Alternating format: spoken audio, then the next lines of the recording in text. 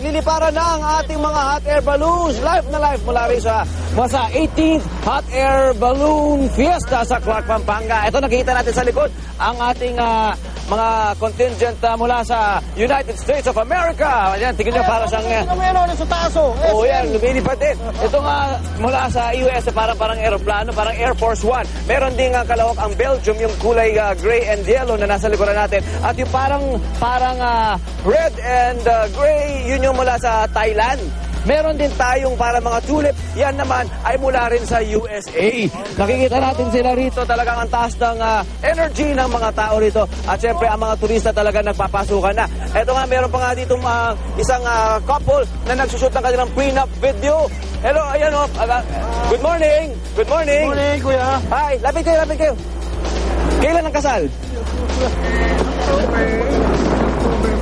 October. Bakit nyo napiling dito mag-prenup video shoot? Once in a year lang kasi ito eh. So, yung ano namin opportunity. Saka once a year lang kasal? Once in a lifetime.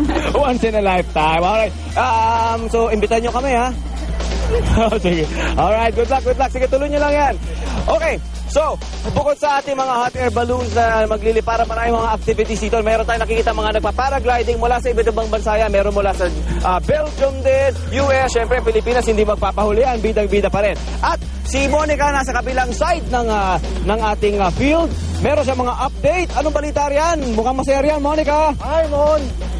Ang dami, oh. Ang sweet naman yan, Kuya Pet. Ito, isa pang sweet, pero sweet to the eyes naman. Ito yung mga talagang interesting na mga hot air na makikita dito nga sa ating hot air balloon fiesta. So tulad na nakikita nyo, just a few meters away from me, ang cute, napakakulay, at napakabongga talaga ng kanyang design. Ito yung tinatawag nila na tulips balloon na galing pa sa USA. Medyo matagal yung pagpapa-inflate sa kanya as compared to other balloons dahil irregular nga yung shape niya, pero maya-maya lamang mga kapuso ay maasahang mafu-fully inflate na nga siya at makikita na natin siya umakyat sa himpapawid. How I wish makasama ako dyan dahil ang ganda-ganda niya. Also, just right beside it, itong nasa kanan ko, meron ding isa pang kakaibang balloon.